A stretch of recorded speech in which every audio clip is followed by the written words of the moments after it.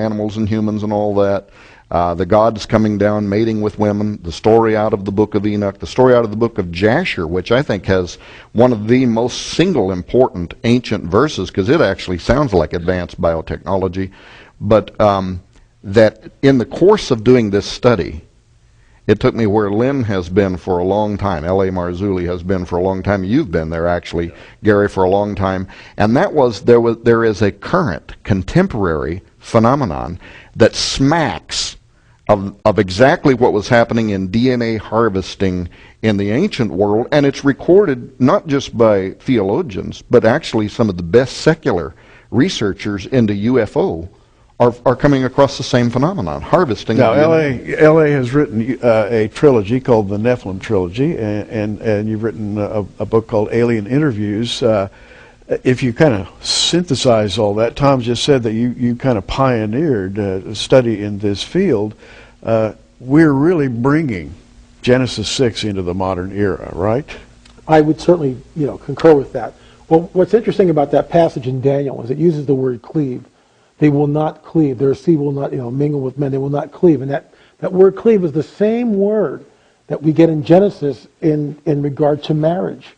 And what's interesting, and this takes a minute to set up, what we see in the so-called alien abduction scenario, we see, and this is just a thumbnail sketch of it, the women are taken, they're against their will, they're floated through walls, which gets into some sort of another type of manipulating matter in physics in ways that we don't know. They're taken aboard a ship, they're impregnated somehow, they find themselves 2 to 3 months later, they realize that they're pregnant, they're re-abducted, the child, the fetus, is then taken from them. So what we see here is a similarity that harkens back to Genesis, where the fallen angels, and I believe that's what we're looking at here. When we say alien / fallen angel, that, in my opinion, is what we're looking at. And the idea that in Genesis 6 there was marriage, they took whoever they wanted, but they were wives. The word is cleave. There was marriage. Today that doesn't exist. They take the women. There is no marriage ceremony or anything like that. They impregnate them. There's a breeding program. And the breeding program today, in my opinion, is similar to that of Genesis, except they're trying to produce, not giants, they're trying to produce a human being that will look like us, but will be completely demonically enhanced. Well, the Lord said that the fondest desire of a demon was to be able to incarnate itself into human flesh. And we have several episodes in the New Testament where the Lord casts demons out of people. And essentially, he tells his disciples that the fondest desire of a demon is to be able to incarnate into flesh. So this ties in exactly to what you're saying. In other words, if they can't use humans, they can hybridize another form of flesh and incarnate themselves into that. And we need to differentiate between fallen angels and Nephilim or demons. Okay. In my opinion, fallen angels are fallen angels. They're part of the host of heaven that fell with Lucifer. Yes, and I agree. Demons are the disembodied spirits of the Nephilim left over from the flood.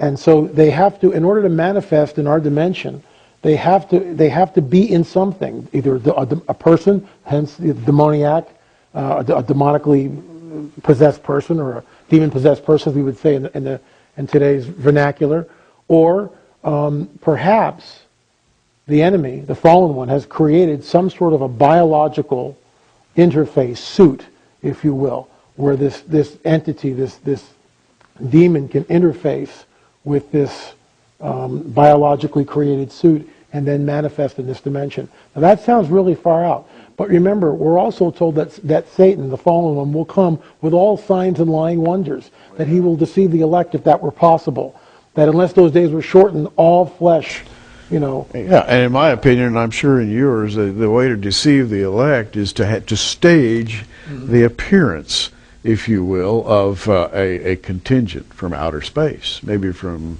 Alpha Centauri, or Zeta Reticuli, or some likely spot where they have come as ambassadors of goodwill. We're here to help you, or as some wag said, we are here to serve you for dinner. Yeah. But this brings us then to a series of discussions that you've had. We're now kind of moving into the field. We're talking about aliens, maybe quote unquote space aliens, UFOs. A lot of Christians shy away from that topic.